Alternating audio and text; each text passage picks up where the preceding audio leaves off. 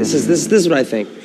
In the 60s, 70s, 80s, 90s, rock and roll and pop music and these idols, it was a religion. It meant so much more than just the songs. It meant a group of people that could come together and even talk about social, political issues or feel like they could be a part of something and change something.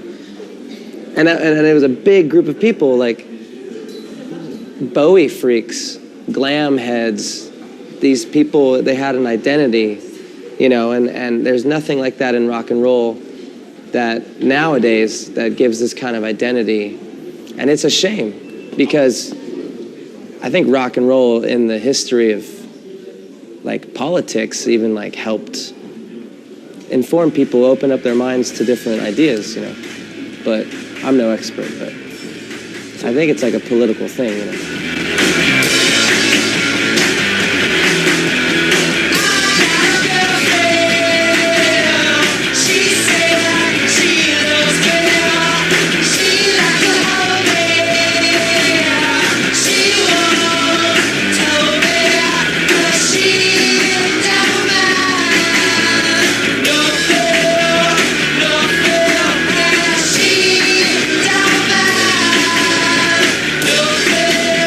I think maybe, honestly, there's too much information available about people. And for instance, like David Bowie, when he was Ziggy Stardust, all you could do is open up the Melody Maker, and there's his picture.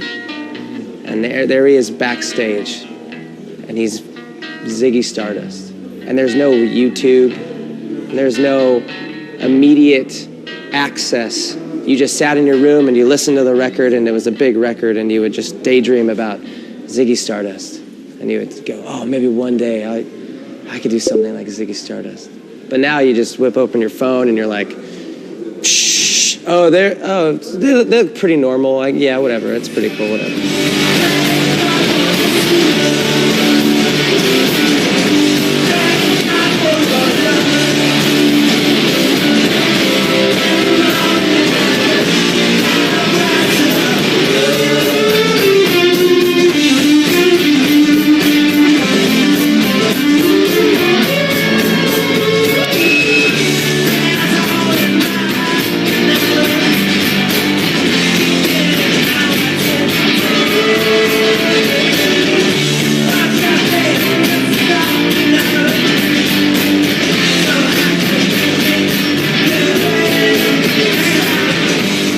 Feel no connection to new music at all. And it's weird because people ask me, you know, they're like, oh, do you like electronic music? And so it's like, I love electronic music. I love like Aphex Twin, DJ Shadow, all those bands. It's great. And before it, like, you know, Two Boy Army and Gary Newman and Depeche Mode and all these, it's awesome, but there's something about modern sound, how people record, how people present, it's weird.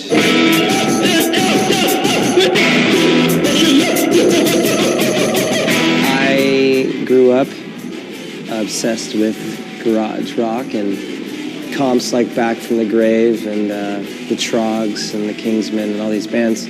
And there is such a beauty in the raw emotion of garage bands because it's pure emotion. Pure raw, whether it's about sex, drugs, or something far stupider.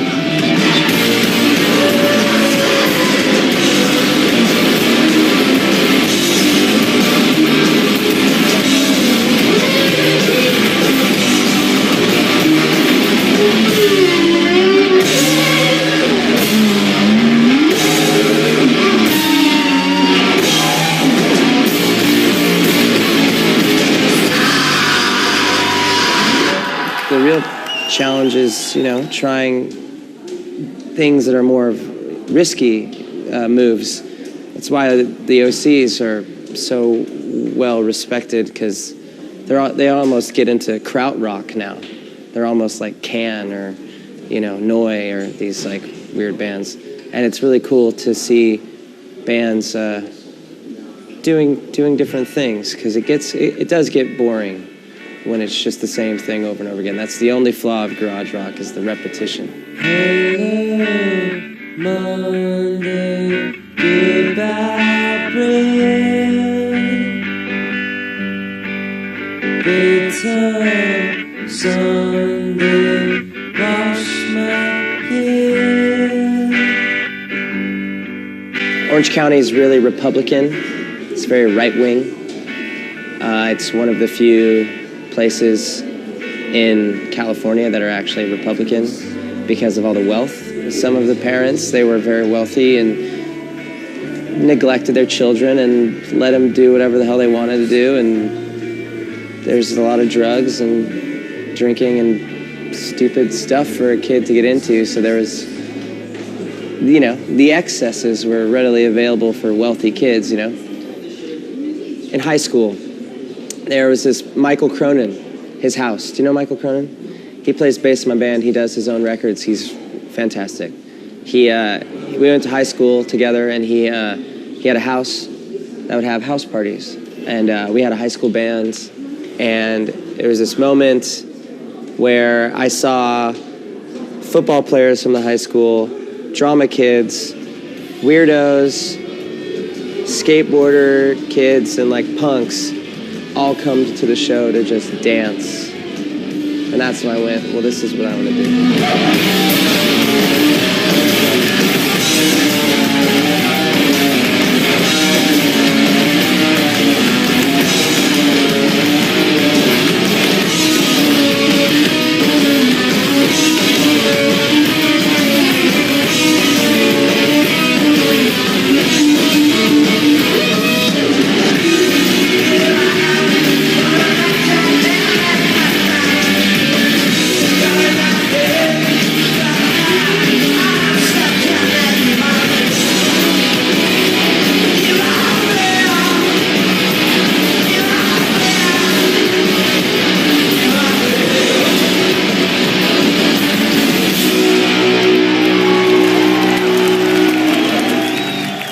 Goal I ever wanted to do was to try to inspire someone to pick up a guitar and make a record themselves.